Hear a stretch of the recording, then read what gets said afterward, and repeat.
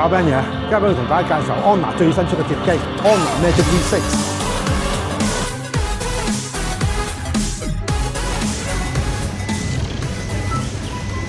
喂，又阿 Ben 嘢，今日帶大家嚟到尖沙咀，為咗乜嘢咧？就為咗啦，安娜咧又有新機出啦。今次係旗艦級嘅摺機，全球最薄。咁究竟呢部機仲有咩其他嘅黑科技咧？等 Ben 爺今日同大家介紹下啦。Let's go！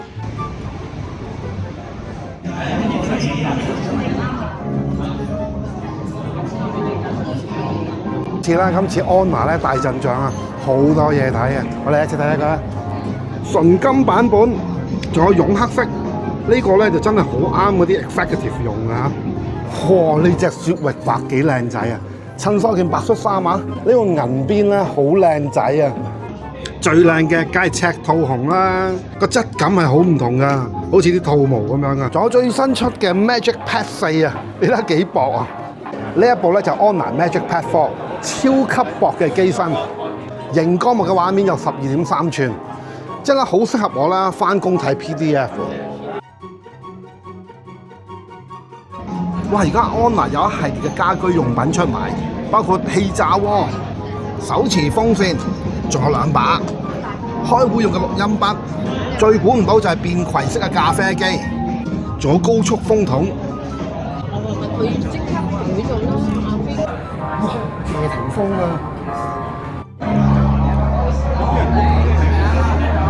用電鑽試個屏幕，係啊！呢塊面係好矜貴喎。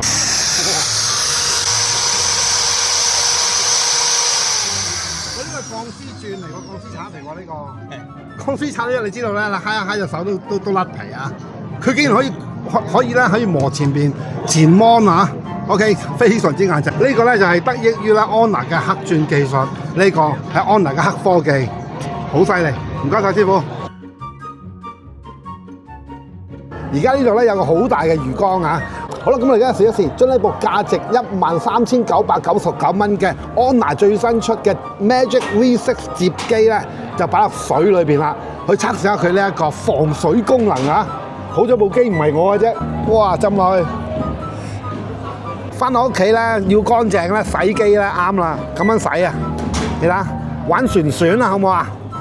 咁樣浸水完全冇問題。係咪好黐線啊？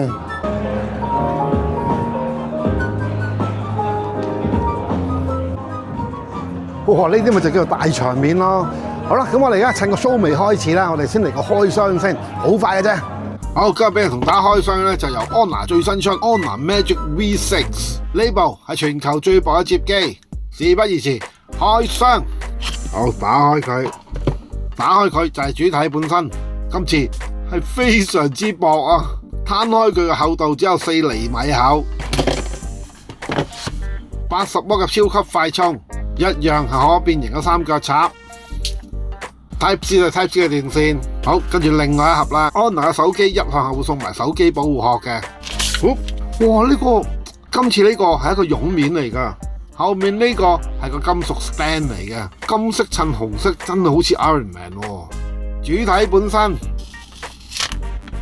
今次嘅設計真係好獨特，底部係唔沾指紋嘅絨面材質。呢個摺屏嚟講，幾乎係見唔到摺痕，一樣係金屬中框。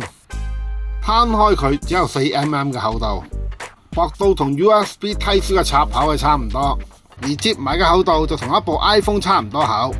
但係電池容量就比 iPhone 高差唔多1倍，去到6660 mAh。機身有2個實體喇叭，一個係底。另外一個就喺上面機身，而機身嘅側跟係有實體指紋解鎖 Magic AIOS， 顏色好靚啊，超有雜邊框。今次係用上咗旗艦級最新嘅 Snapdragon 8 Elite Gen 5 Mobile Platform， 機身用上咗最新嘅6660 mAh 嘅青海湖電池。今次一部安娜旗艦級手機。喺 Android 16版本上面運行最新嘅自家製 Magic OS 10，所以係完美咁支持 Google， 包括 Google Search、Gmail、Google Map， 一樣支援8達通俾錢。睇 YouTube 更加可以透過左同埋右嘅實體喇叭去得到一個唔錯嘅沉浸式體驗。用上咗頂級嘅 Snapdragon 8 Elite Gen 5處理器，3納米製程，打機絕對冇問題。例如打啲大咬嘅 game，冇鬼影冇殘影，十分之流暢。仲要喺咁大型光幕打，投入感十足。今日咧喺我哋場地入邊設置咗好多體驗區俾大家一齊試玩啦，亦都有好多特別嘉賓咧會嚟到同我哋一齊實測㗎。各位來賓、各位朋友，大家午安。好，多謝大家。我哋係 Q1 全球嘅出貨量仍然可以做到逆勢增長25%，而係中國區接機嘅 market share 都可以 keep 到21%，盾構光嘅呢個材料，而呢個材料嘅抗衝擊能力去到2800兆帕，而且佢嘅 H 嘅抗衝擊能力先只有1500兆帕，而我哋可以做到接近1倍。黑鑽片採用咗呢啲全新嘅技術，令到我哋嘅內屏同埋外屏咧可以做到超內模、超清晰同埋超玩。咁呢個外屏有啲咩科技咧？今次我哋採用咗跑車引擎嘅一個材料，全新材料，用咗5000個八成嘅氮化矽去導係我哋嘅外屏，令到我哋成個抗反光能力提升3倍，抗磨能力提升3倍。我哋嘅抗跌能力提升10倍，而抗刮能力更加提升15倍。防護層令到我哋嘅折痕咧，比起上一代少咗44%。呢3層保護層咧就係我哋嘅抗反光嘅 AI 保護層啦 ，UTG 玻璃嘅抗衝擊層，同埋我哋碳纖維支撐層。係啦，作為 Honor 頂級嘅旗艦級機，當然用上最靚嘅屏幕啦。今次內外屏都 OLED Mon， 外面呢一塊係像素達到2420×1080嘅 Honor 最新黑鑽屏幕，超幼窄邊框，幼到幾乎同金屬中框黐埋一齊。屏幕用上咗5600塊嘅氮化矽壓鑄而成，外屏嘅平整度達到2納米，可以話係絕對嘅平面。而內屏嚟講，更加 Honor 最新研發嘅 UTG 內屏，呢一塊唔係膠面嚟㗎 ，UTG 即係 Ultra Thin Glass， 亦都即係話今次呢一塊係玻璃嚟㗎，係一塊可以接嘅玻璃啊！而今次咧，我亦都帶到俾大家最旗艦嘅長焦潛望式嘅呢個鏡頭。我哋可以做到 CPAP 6.5高級別嘅圖像穩定，6400萬像素嘅一個鏡頭，再加埋1/2寸嘅超大感光軟件，而呢個亦都係摺機入邊潛望式長焦鏡頭嘅 sensor 最大嘅 size 啦。機身有3個鏡頭，分別係達到5000萬像素嘅超廣角鏡，仲有達到1.6大光圈、5000萬像素，含有光學防手震嘅主鏡頭，而重點就係呢一個達到6400萬像素，喺摺機界嚟講係最大嘅半寸 sensor， 更加係達到 CPA 6.5級認證嘅光學防手震。CPA 6.5級嘅光學防手震，直情可以同大機匹敵，所以出嚟嘅效果係點樣？我哋又嚟試一試佢。喂，又係我 Ben 爺啊！而家咧就嚟到咧北京嘅天壇啊，咁咧就測試下呢一部咧Honor 最新出嘅 Honor Magic V6 摺機啦。今次嚟講咧，而家落緊雨啊，咁但係我都冇驚啊，因為咧佢有防塵防水滴啊，咁啊防雨冇問題啊。喺呢個情況之下咧，襯翻呢個中國紅啊，呢個赤兔紅啊，就襯翻晒啦而家咧天壇啊、故宮啊呢啲咁嘅氛圍啊。OK， 咁嚟做乜嘢咧？就係要嚟試試佢啊！3個咁靚嘅相機啊，咁我哋又試一試佢，究竟咧可唔可以影到我後面咧天壇啦個牌匾咧清清楚楚啦 ？OK， 我哋又試試佢。首先超廣角鏡1倍、2倍、3倍。同埋6倍 zoom。好，咁你試試個效果點樣啦？超廣角鏡嚟講，雖然天氣唔係咁好，但係仍然可以見到天壇嘅氣勢，四角亦都冇變形，樓梯位亦都見到細節。跟住係主鏡頭，主鏡頭嚟講，只要放大佢就已經可以見到牌匾上面祈連殿3個字，而2倍 zoom 祈連殿3個字更加清楚，複雜嘅斗拱結構亦都清楚見到。跟住去到3倍 zoom 放大中間嘅牌匾，雖然係陰天、金色花紋、琉璃瓦，都係十分清楚。好，去到6倍 zoom。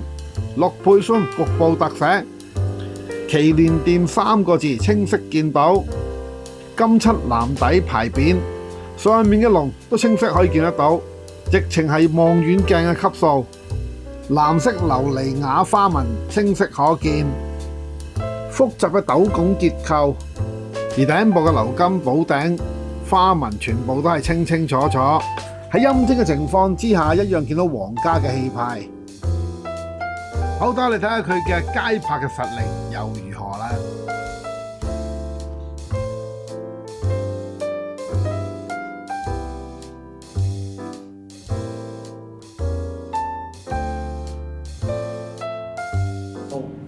另外咧，今次我哋都會喺我哋手機度搭載我哋智能體嘅 AI， 自動化去幫你處理呢啲複雜嘅呢個工作內容。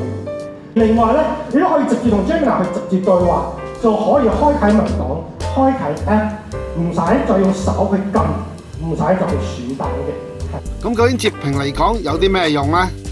一般手機睇 PDF， 如果要睇 A4 紙排版的話，字體會非常之細，所以一定要放大佢。但如果你要放大佢睇得清楚的話，咁左同右就會睇唔到啦。成份文件斷斷續續，睇得會好辛苦。所以如果有截屏的話，打開佢，咁樣就可以睇得完整又舒服，字體亦都要好舒服咁俾你睇得到。呢個就係摺機嘅好處。而安娜嘅 AI 功能包括呢個 AI 助手，透過 AI 助手可以幫你做到好多犀利嘅嘢，例如全文翻譯，即時咧就可以將英文變成中文，仲要個格式係一致嘅，就算連個 logo 都可以幫你複製到。AI 就可以幫你將成篇文章好公正咁翻譯為中文。咁長嘅文章唔使睇晒嘅，安娜嘅 AI 可以幫你做摘要總結。等一陣，只要等一陣，安娜嘅 AI 就已經可以幫你揾出重點，唔使成篇 PDF 由頭到尾睇晒。今次梗係都用 Gemini 啦，唔需要再撳實個電源鍵咧去叫 Gemini 出嚟啦。今次只要輕輕曲個屏，咁樣就已經可以叫到 Gemini 出嚟啦。幫我睇下聽日去新加坡嘅機票。好啊，等我幫你睇下聽日去新加坡嘅機票啦。新加坡航空直航係由草州9點0分起飛，中午12點55分到達，票價大約係港幣5845蚊，票價大約港幣3094蚊。亞洲航空亦都係轉機，草州10。好啦，最平係邊一間？話俾我聽。好啦，喺我頭先列出嘅航班裏面，最平嘅係馬來西亞航空，票價大約係港幣2407蚊。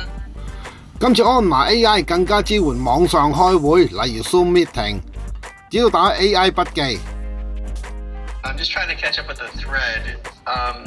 安娜嘅 AI 就可以幫你記錄晒所有嘅發言，仲要係非常之準確，仲可以同你識別到唔同嘅發言人，等你清清楚楚。開會期間你可以唔驚動其他人嘅情況之下，叫 Gemini 出嚟幫你手。呢個係真正嘅 multitasking。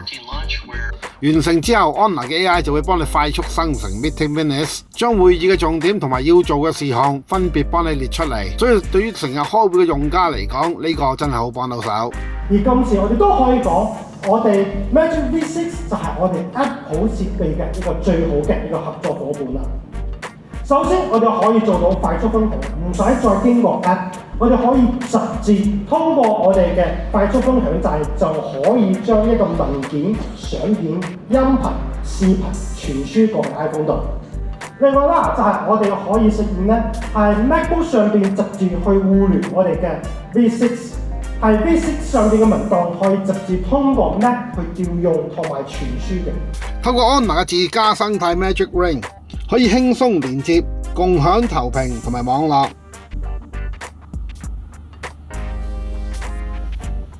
咁樣就可以完全控制另外一部電話，但係今次除咗透過用 Honor Magic Ring 同自家嘅產品共享連接之外，仲可以同蘋果共享連接。今次透過 NFC 就可以同蘋果嘅 iPhone 過相，連蘋果嘅 Mac 機都支援。經理羅列凡先生 Louis 上台為我哋揭曉，有請 Louis。好，就係我哋嘅 Magic V6。好，先講咗啦，我哋嘅32+512版本，我哋嘅零售價格係1399。好，再嚟就係我哋睇下今次新出場嘅1T 嘅版本又會係幾多錢呢？15699。OK， 咁一齊俾啲掌聲！第一次喺香港亮相嘅元氣仔，嗨！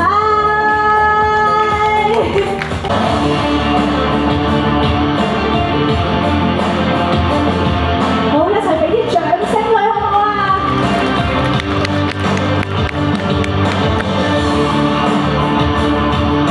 有請我哋嘅曹星如、陳少琪同埋張小良。好，我哋一齊俾啲掌聲，台上面咁多位嘉賓，咁可以咧邀請各位先到台下就座啦。感謝你們，可以先到台下就座。Honor嚟講咧，作為一個創新嘅一個科技公司咧，係第一間公司咧將機械人嘅技術 apply 落去手機裏邊嘅，無論喺鉸鏈、電池同埋屏幕，都係應用咗未來機械人嘅科技。又等我同大家解釋下，今次 Honor Magic V6 嘅屏幕嚟講，平整度達到2納米，佢嘅表面係用5600層嘅淡化矽鑄造而成嘅，所以今次嚟講係用上咗芯片級嘅鍍膜工藝。阿 Victor 哥哥啊 ，Victor 哥哥，嗱，而家呢部咧就係 Honor Magic V6 啊，聽講咧佢係用咗高科技喎，5600層嘅淡化矽咧去壓製而成嘅，你解釋下呢個係咩道理嚟？唔係，首先你知唔知阿 Benny？你知唔知咩叫淡化矽物料係？唔知。來自邊度知唔知先？唔知。睇唔睇開賽車啊？有。1級方程式。有。係咪行得好快㗎嘛？係行得好快高速㗎嘛？係啊。咁其實個點解咁快？因為個摩打不停咁轉。係。咁但係其實轉得高速嘅話，其實好容易傷個內膽。係。佢個內膽就係用呢個淡化矽物料去做嘅。咁變相咧就你喺高速嘅運轉情況下咧，佢都係會堅固內膜。裏邊個內膽。係啦，個內膽。即係要處理好高嘅熱量嘅，其實佢用係啦。咁所以佢就會係內膜冇咁容易損耗。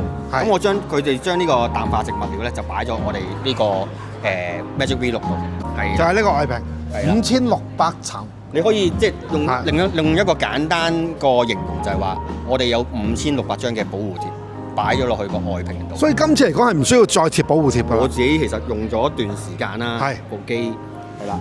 咁啊 ，so far 用咗2-3個月度啦，即係因為我本身係 train 要 test 所有嘢情況下咧，其實你見佢個芒個花痕啊，冇太大明，係完全冇花痕啊。係今次一部摺機啊 Honor Magic V6 嚟講咧，個內層嚟講咧係有3層嘅結構嘅。OK，可唔可以幫我哋解釋下？嗱，頭先都有講過啦，因為我哋個屏幕有個名叫黑鑽屏啊嘛，佢可以一個內刮嘅效果會加強咗啦。係，佢就係會其中有個物料咧，去令到你嗰個黑色嘅熒幕咧係冇咁容易反光。哦，係啦，所以我哋點解會有個黑鑽屏？即係如果你話簡單形容黑色鑽石嘅屏幕。我今次係第2重啦，嚟揭秘一下啦。點解佢今次嚟講咧可以咧有咁勁嘅抗擊能力咧？最主要就係個 UTG 嘅塗層啦。UTG 即係全名就係 Ultra Thin Glass 啊嘛。係。咁啊一個超薄嘅玻璃啦。我哋想玻璃嚟㗎呢個係。係啦，一個液態嘅玻璃。哦。係啦。咁即係可摺疊式嘅玻璃咁樣。咁所以佢其實上一代啦，其實都好堅固啦。你有做評測都知啦。咁但係今次咧，我哋將個物料再提升一個 UTG 嘅塗層，令到佢可以做到一個內刮、一個強勁嘅保護之餘，但係你由頭先有留意發佈會啦，咪話我哋白色可以做到8.75 mm，上一代8.8 mm 都已經好誇張、好犀利。咁所以佢可以做到咁嘅效果，就係其中一個原因。即係佢薄咗，但係就強硬咗。係。大家都以為中間呢一個熒光幕咧係一塊膠嚟㗎，即係好似菲林咁樣嘅物質啦，但係其實唔係嘅。呢塊係玻璃嚟嘅，係一塊可以摺嘅玻璃啊！好啦，跟住我哋講講第3層啊，最底嗰層啊。最主要咧一個碳纖嘅支撐層啦。咁其實佢最大嘅好處就係話，都係一個薄膜，但係佢可以令到個重量咧係再減少，所以佢可以做到一個薄膜之餘，但係個電量咧就唔會話因為重量問題啦，或者令到佢個電池減弱啊、減少啊，或者係相對嚟講話佢輕得嚟之餘，但係個電量又可以再增加啦。更加薄啲咧，就可以令到佢機體一個內框中間嘅空間咧就更加大，放得更加大啲嘅電池落去。所以今次嘅電池容量咧就係去到6660 mAh 嘅青海湖電池。係啦，冇錯。咁啊，呢個青海湖電池有啲咩咁巴閉咧？最主要佢個密度係高啦，佢可以有25%嘅矽含量。電池裏邊嘅矽越多咧，個電池容量亦都越大嘅。電池嘅矽含量嚟講咧，今次去到25%嘅。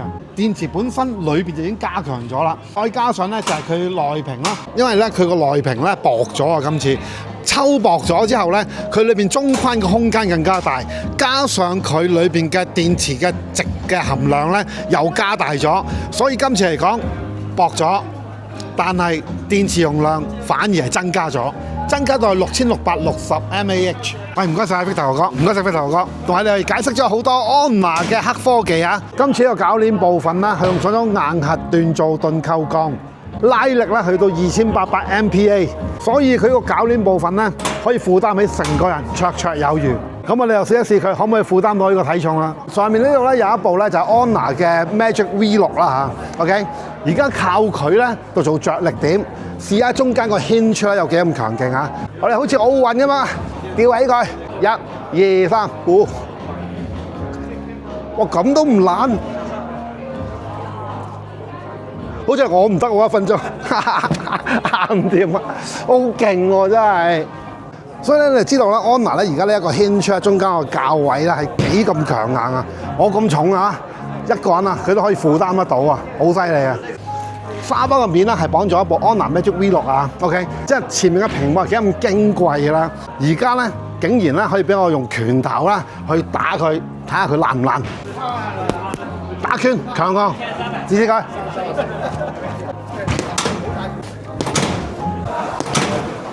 一啲事都冇，打咗3錘嘅啦，已經好勁啊，好勁！所以今次呢部安娜 Magic V6 咧，無論喺佢嘅用料啦、設計啦、電池容量啦，各方面嚟講咧都有好大嘅提升啊！呢部摺機嚟講咧，好適合為啲文書處理嘅需求嘅人士啊！因為一般嘅手機嚟講咧，屏幕咧會比較窄啲啊。如果睇 PDF 或者睇文件嘅情況之下咧，兩邊嚟講係睇唔到啊。所以你用摺機嚟講咧，打開中間嘅屏幕咧，就可以將成個 A4 紙 size 嘅闊度咧都擺埋入去睇。睇 PDF 嘅時候咧，可以一氣呵成，唔會斷斷續續，同埋啲字體夠大啊。另外咧，仲有個 AI 幫記嘅功能啊！以前一般嘅 AI 筆記嚟講咧，只能夠做到面對面嘅記錄。但今次嚟講，安娜做到 Net Meeting 嘅記錄啦，唔係淨係一個人啊！你同一班人 Zoom Meeting 的話咧，佢可以每一個人都辨認到佢講過啲咩嘢。如果有人問你嘢，而當一刻你唔識答，你可以即刻喺另外一邊嘅屏幕嗰度即刻問 AI， 仲可以幫你節錄埋 Meeting Minutes。以前開完會之後咧，都仲要花成個鐘頭做翻 Meeting Minutes 㗎，而家幾秒鐘做完㗎啦。仲有今次佢完美支援 Gemini， 只要輕輕歪歪個屏，就即刻可以 call 到 Gemini 出嚟幫你做嘢。非常之方便我啲經常要睇文件開會嘅人，同埋今次咧個摺屏嚟講咧，幾乎係冇摺痕嘅。好啦，今日 Ben 教小到此為止。如果呢段片麻煩俾個 like， 如果幫我 channel 麻煩 subscribe，Ben 會製作更加多有趣嘅片俾大家。我哋下段片再見，拜拜。